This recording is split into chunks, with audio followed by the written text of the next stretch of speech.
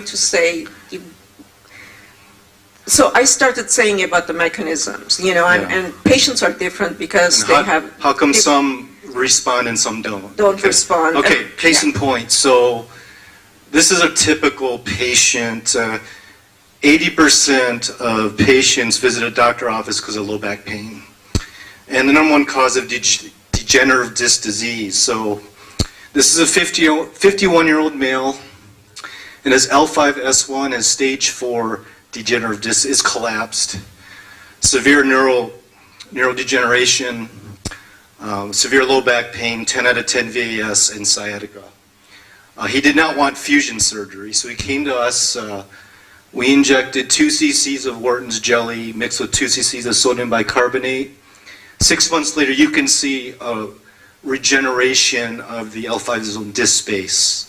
I don't care that happened. I got lucky. I have the before and after x-ray. But the point is, no longer has pain, no sciatica. Now, it doesn't happen for every patient. 51, you know, he's not young, he's not old, right? I learned it from you. You had the answer. What makes cellular therapies, what's the most important factors? A, the source of the donor. Is it young? Is it donor healthy? B, the health of the recipient. If you're taking alcohol, if you're smoking, terrible diet, you got a lot of inflammation, type 2 diabetes, the cells are not going to survive. If you have a healthy diet, you have good lipid levels, you exercise, you take supplements, peptides, BPC 157, you can get results like this. So it's the source, the health of the donor of the cells, and if it's autologous, how healthy are you? If it's allogeneic, how healthy was the mother who gave birth to that umbilical cord? And then B, how healthy is the recipient? Even Xerxes said diabetics don't do well because of systemic inflammation. Stem cells, exosomes, they're like the Navy SEALs. If you put them in a hostile environment, yeah, they're going to kill the bad guy, but they get killed. You give them air support, A1C gunships, they're going to pick up the Navy SEALs and bring them home. So how can you make your cellular therapy work? Well, you can't just inject the cells and pray, all right?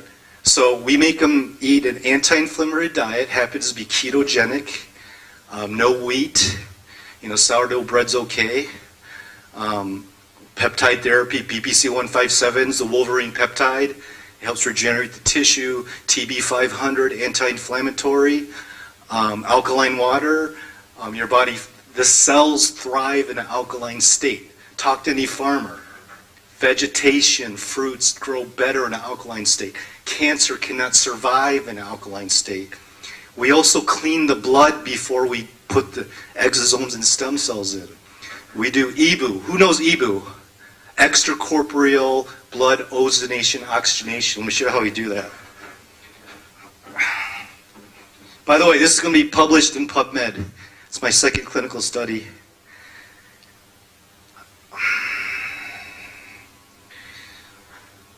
So the number one cause of death in the U.S. is heart attack and stroke. Essentially, if you don't change the oil in your car, your engine's going to fail because the oil gets thick and clumped up.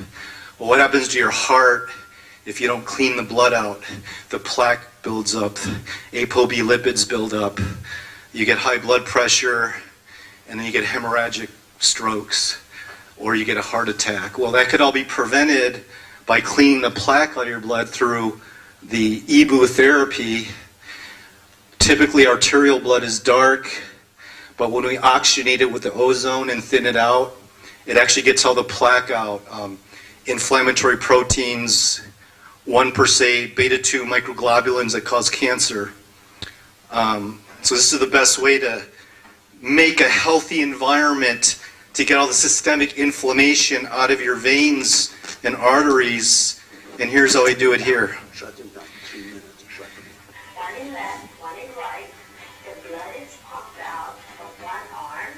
through a circuit, through a filtration system, like a dialysis, which gets rid of the fat-soluble molecules, the proteins, everything that are abnormal, like dead cells, like pesticide and herbicides, like viruses and bacteria that are bound to protein molecules. It filters that all out, then gets oxygenated with ozone, goes to light therapy, UV lights and red light and blue light, which all have different benefits. Once that filtration is done, it takes about 45 minutes. You will see that on one arm, that blood is being pumped out. It's darker blood. The blood that is pumping back into you is bright red. It's an oxygenated, clear. You have to make a healthy environment for the host, the recipient, to ensure your Navy SEAL stem cells and exosomes survive and thrive. Okay, thank you. And